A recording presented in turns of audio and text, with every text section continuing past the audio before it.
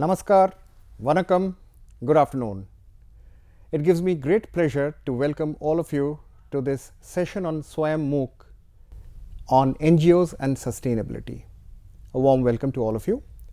My name is Sandeep Mukherjee and I represent an NGO by the name of Hand in Hand India.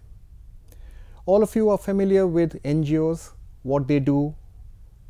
We have a plethora of NGOs in this country who are doing remarkable work. My intention is to share with you what we are doing. All of us would be familiar with the concept of multinational corporations, where organizations which have emerged in Britain, America, Japan, they spread across the world and serve. But as Indians, I am sure that you will be proud to know from me that the institution that I represent, Hand in Hand India, is an Indian NGO which was born in the city of Kanchipuram in 2003 with 3 people. And today it is serving people across 17 states in India and 7 countries across the continents of Asia, Africa and America. So it gives me pride and pleasure to introduce Hand in Hand India to you.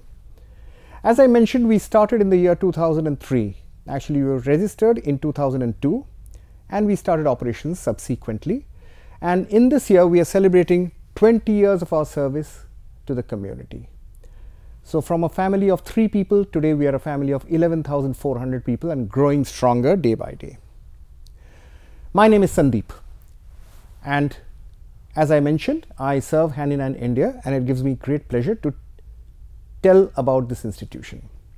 Hand in Hand India has a mantra of fighting poverty and creating jobs. All of you will agree that while this is a simple one-liner, it is a daunting task for which governments across the world, communities, social development organizations are all grappling with. So for 20 years we've been working in this space. Our learning has been that if you have to fight poverty, it cannot be done in an isolated manner. It has to be tackled from all factors which contribute towards creation of poverty. We have to address all the root causes. And so it is with this purpose that we have got a clear-cut vision, mission and goal. Our mission is alleviation of poverty with a focus on access to education, affordable health care, skill development, entrepreneurship, financial inclusion and clean environment. You can make out it's fully comprehensive. Our vision is working hand in hand with poor women, children and communities to provide them with dignity, hope and choice for sustainable development. So fundamentally, on one side it's economical, on the other side it is social. And like any responsible institution, we have our measurable goal, and our goal is to create 10 million jobs by 2025. As I mentioned earlier, we are a public charitable trust which began with 3 people in Kanchipuram district in Tamil Nadu, and today we are a family of nearly 11,400 people serving in 17 states and 2 union territories and 8 countries across 3 continents. So what do we do? How do we implement this? So we work in 5 thematic areas. Number 1, women empowerment and job creation. Obviously, since we are in the space of fighting poverty and creating jobs, this is our core focus area. Number 2, child labor elimination and education. In fact, we began with this in 2002. We began in Kanchipuram, which remains our headquarters, because that is the city where, apart from the temples, the Kanchipuram saris were prepared and they were done with children, with the help of children, the fine weaving.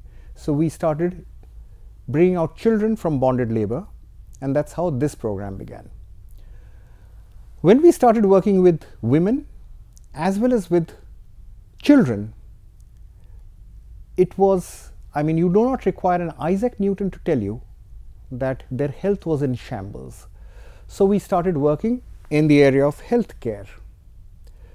as we grew and as our workforce grew and our contribution increased, we started working in the space of climate change, that is natural resource management and solid waste management.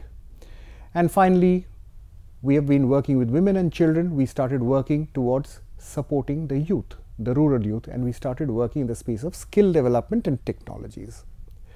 So as I mentioned, at the cost of repetition, from 3 people in Kanchipuram, our national presence is in 17 states and 2 union territories, that is Puducherry as well as Andaman and Nicobar Islands.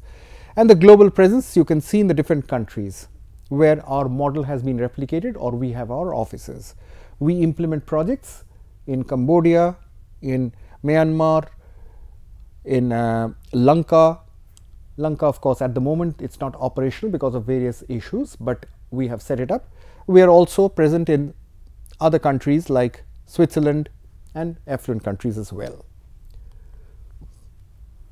We began, as I mentioned, early in 2002, registered, started operations 2003, and today we are celebrating 20 years of our service to the community. And just like you as Indian citizens would be proud and happy to know that the NGO is a multinational NGO which started in India, it is also one of the very few NGOs which serves in all the sustainable development goals. This, of course, is something which is established based upon the projects that we handle, but it has to be evaluated technically as well by external agencies on which we are working upon. We are privileged to have donors from all walks of life, from all spectrums of society. They are the people who are supporting us in our projects, giving us not only financial support but also guidance. We work with anybody and everybody provided there is mission alignment, whether there is mind sharing. We are strictly secular, strictly non-political and strictly no publicity. Our work speaks for itself. So we work with the government, we work with UN bodies, we work with financial institutions, education institutions, multilaterals, UNOs, with the government funding agencies, with various corporate houses. In fact, as on date, we are working with 38 corporates, mainly multinational corporations, with high net worth individuals, with diplomatic missions and so on and so forth. So our corporate partners represent a wide range as manufacturing and industry, automobile and ancillaries, financial institutions, renewable energy and so on and so forth. As I am personally fond of saying, our donors are from a wide range, from cattle to computers to spoons to spaceships. People who are in the cattle agriculture business, they are supporting us. Satellite manufacturers also supporting us. So we are privileged to work with so many in the service of the rural poor. A list of a couple of our current donor partners. They are all very powerful names and we are more than grateful to them for their guidance and support, and various non-CSR, non-corporate social development institutions also. As a transparent institution, all these details are available on our website and we invite you to log into our site and study for yourselves. Our scale and impact. For 20 years in our limited capacity, we have been serving people all across the country. But what have we achieved? We have a few numbers over here. But my humble submission is, please do not think that we are trying to show off the numbers. It's certainly not that. By displaying these numbers, we are reminding ourselves of how much more work has to be done, how much more ground has to be covered. And that is why in the space of fighting poverty and creating jobs, this is a yardstick to measure ourselves. One of the first indicators that we have in the space of fighting poverty and creating jobs is how many jobs that we have created.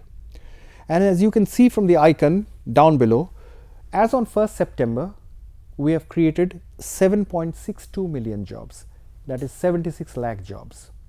You will recall that our goal is to create 10 million jobs by 2025 and we are at 7.62 million jobs.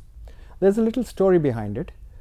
In the year 2022, when we were celebrating 75 years of India's independence, in the month of August, as per our calculations, we had touched the figure of 5 million jobs. And at that point of time, we were jubilant, no doubt, but then our calculations are fine, but it has to be vetted and evaluated by an external agency. So we took the support of a reputed international external agency who conducted a 26-week grueling detailed study. And in the month of March 2023, we were invited to New Delhi, where they published their report and told us, hand in hand India, you have not achieved 5 million jobs. You have actually achieved 6.3 million jobs. So that encouraged us very much, and today we are at this threshold and we are looking forward to the support of everybody to achieve our target. When we look at other yardsticks, when it comes to child labor elimination, 3.71 lakh children mainstreamed. We have worked in the space of, we work extensively in the space of healthcare. I'm sure you can see the numbers we have achieved over there. Whether it's the case of solid waste management, whether it's in the case of Anganwadis repaired, or whether it's the case of women who have been skill trained, the numbers are for you to see. There are very many numbers, but as I mentioned, these numbers are for us to revisit where we are and what further we need to do. We have various other entities. Hand in Hand India is the parent entity, and it has numerous other group entities, because when we are giving comprehensive solutions to the rural poor, we cannot pick and choose that we will give only this and not give that. We have to be there for every support. So while we have Hand in Hand India, we have a non-banking finance company by the name of Belstar, which arranges for microfinance loans. We have Varashakti, a housing finance limited. People will ask that why are you into housing finance? See, we have wonderful institutions in this country, maybe an LIC Housing Finance, maybe an HDFC, but normally they focus upon urban areas, large cities. They will not go to small towns like Rupavas or villages like Girindipuram, Chittampundi, Tettigiripatti, or any of these small towns, small villages. We work through our self-help group models, and that's how it runs. So any solution that is required, we are there to offer. So talking of women empowerment and job creation, what exactly do we do? We form self-help groups of women, 12 to 15 women of similar background, similar social status, and we invite them, we bring them together under a platform and form a self-help group. We then encourage them to start saving. Simple amount, 20 rupees a month or 50 rupees a month. You see, when a woman, a peasant woman who is actually under a lot of misery in our Indian society, so we look in the space of women empowerment and job creation. Now, what do we mean by women empowerment? We form self-help groups of women, small groups of 12 to 15 women in rural India, women of equal economic and social status. I'm sure all of us realize that the Indian peasant woman is perhaps one of the most pitiable persons on this planet. They are usually having very little money at home. There is misery. The husband may be a drunkard, an oppressive person. The mother-in-law may be also very cruel. These things are happening. These things we are aware of. We should not turn our eyes towards that. Why should she join a self-help group? We bring them together just to tell them that you are also competent and capable human beings. You can build up your own lives for the betterment of yourself and your family and your children. So we subject them to layers of training. First and foremost, we encourage them to start saving money, 20 rupees a month or maybe 50 rupees a month. So if 15 women save 50 rupees a month or 100 rupees a month, it translates to 1,500 rupees altogether, and in 3 months it multiplies to 5,000 rupees. A corpus is then built up and they start interloaning. After that, when they have become more familiar with managing money, we encourage them to have meetings. These self-help group meetings are conducted practically in a temple or under a tree, sitting together, where our staff, Hand in Hand India staff, guide them. They note down proceedings, nothing in very elaborate terms, simply the name, the signature and 1 or 2 points. We insist upon meetings and noting down, because by this way they hold the pen that they are able to write, at least they write their names. This promotes education. After this, when they have settled down and they are a little more familiar with each other, the stickiness is there, we give them layers of training, various skill trainings. I think we have more than 50 different types of trainings, maybe tailoring, fashion designing, laptop repair, mobile repair, agriculture, dairy products and so on and so forth. Once they have reached that level, when they are well trained, we give certifications, etc. Then we give them another very important training, which is the business development training. You see, while the major industrialists like a Mr. Mukesh Ambani or Mr. Ratan Tata or maybe a Rockefeller, they run their businesses, they also require business advice and consultancy.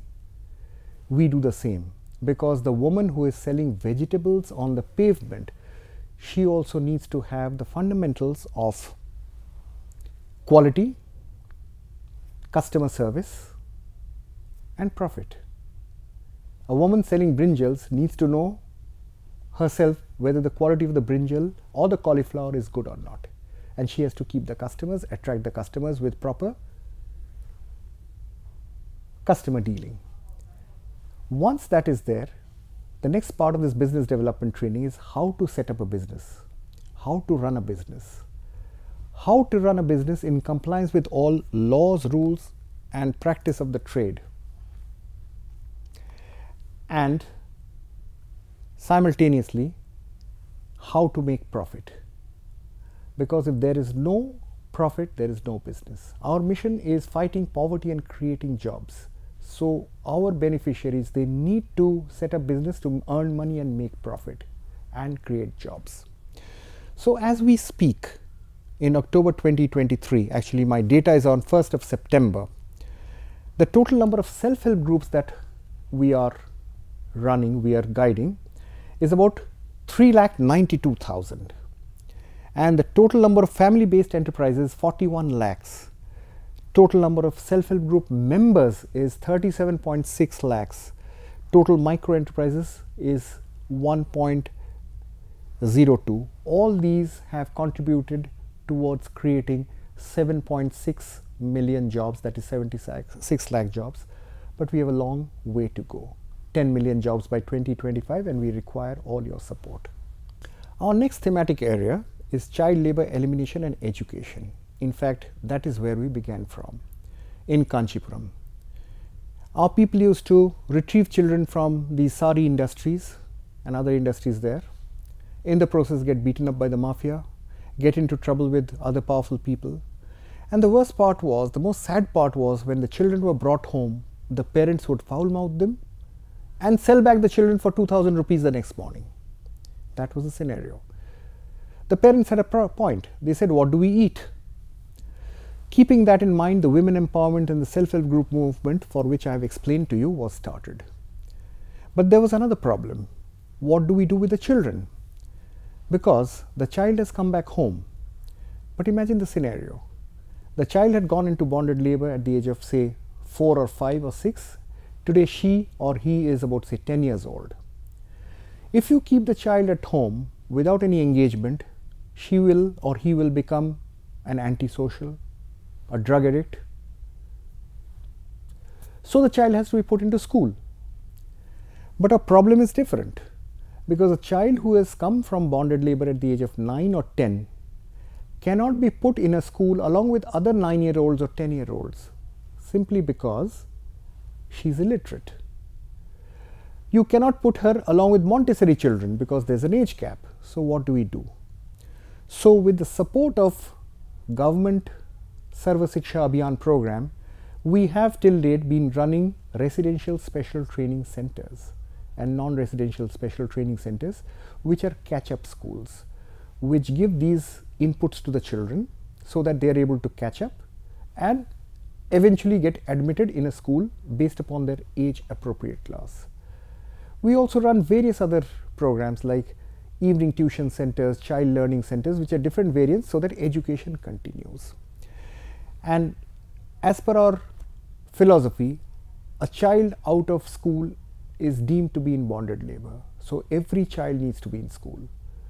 So with this Herculean effort, in the last 20 years, we've been able to mainstream, that is, bring 3,71,000 children into schools. And simultaneously, the number of panchayats where every child has gone to school is 1170. This figure is not given by me or by my institution. This is a certification given by the district collector, panchayat president, and the entire government. This is an area which is very emotional to us, and we want to do more because the scourge of child labor is still rampant in this country. Since we started working with women and children, as I mentioned earlier, it doesn't require much intelligence. You don't require an Isaac Newton to tell you that their health is in a shambles. So we started working in this space where we take care of factors which contribute to ill health. We take care of malnourishment, we take care of sanitation, water issues, we take care of anemia and all these sort of problems. Why into this? See, our mission continues to be fighting poverty and creating jobs. A sick man, a sick person, a sick woman cannot work, so people need to be in good health. So that is why we are very much over there. As an institution, we do not believe in creating parallel structures with the government. Government does a lot. Our humble mission is that we get fundings from various places and try to fill in the gaps so that people get the benefit of the government mechanism. So the figures are there for yourself to see. So various types of children, various types of people have been given a lot of benefits, and this is another very major program for us. Skill development. We have been talking about skilling, but initially we were focusing upon women empowerment and women skilling, of which I have elaborated. That continues to be our focus area. But there's another group, the youth, which also requires attention. The farmers, they also require attention. While women are focusing upon skills like, as I mentioned, tailoring, fashion designing, laptop repair, mobile repair and the others, the youth are focusing upon hard skills such as carpentry, electrician, and so on and so forth. In fact, there's no women and men folk difference. There are women who are also in these. There is motor training where a lot of women are there, a lot of men are there. So this is an area where we are also working because we have to skill our people. Climate change is another mega issue which the whole world is now facing.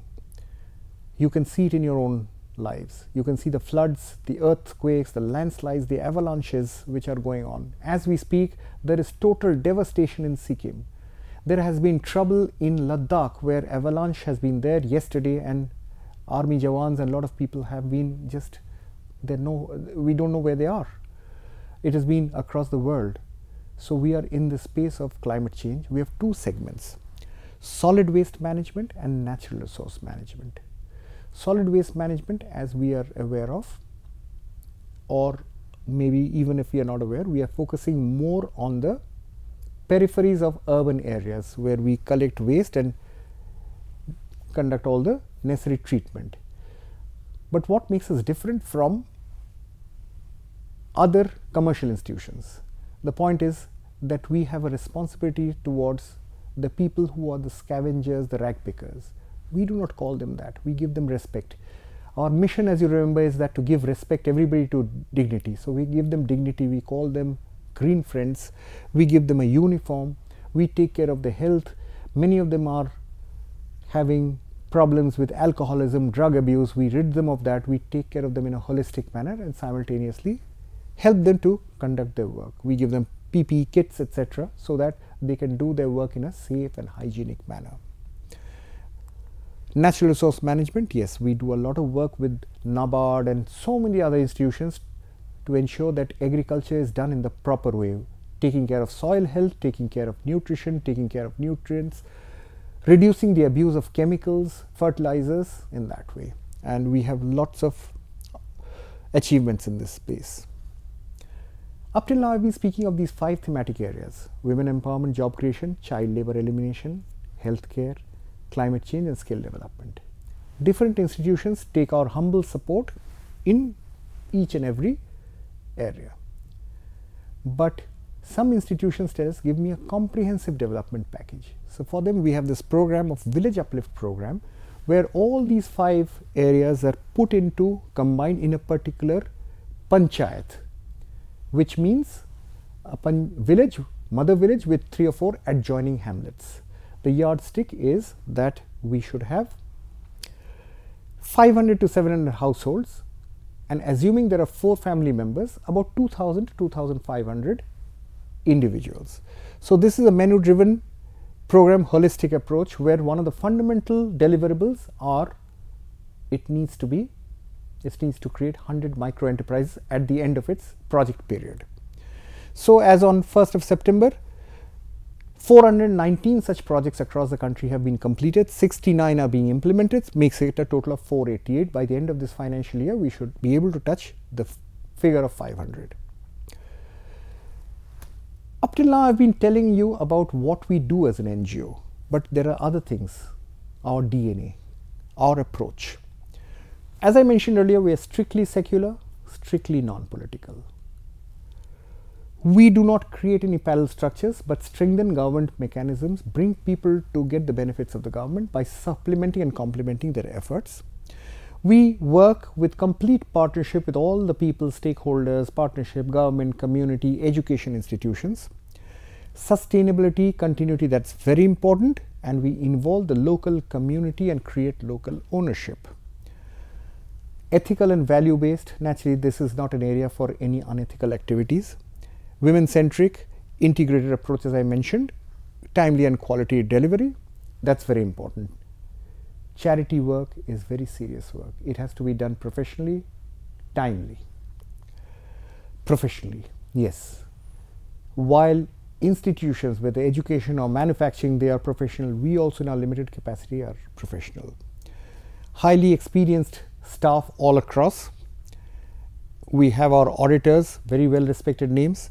We have the strategy plan conducted by KPMG and EY.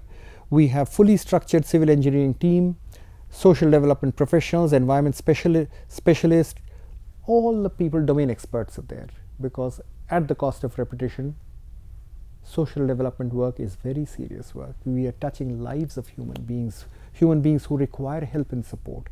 It's only you and me, the more privileged, the educated people, who can do that. So we have to be very, very professional in our approach. Our humble activities have been recognized in various places. Our founding managing trustee, Dr. Kalpana, she was invited by His Excellency President Ramnath Kovind in 2019 for the Bal Kalyan Puraskar in Rashtrapati Bhavan.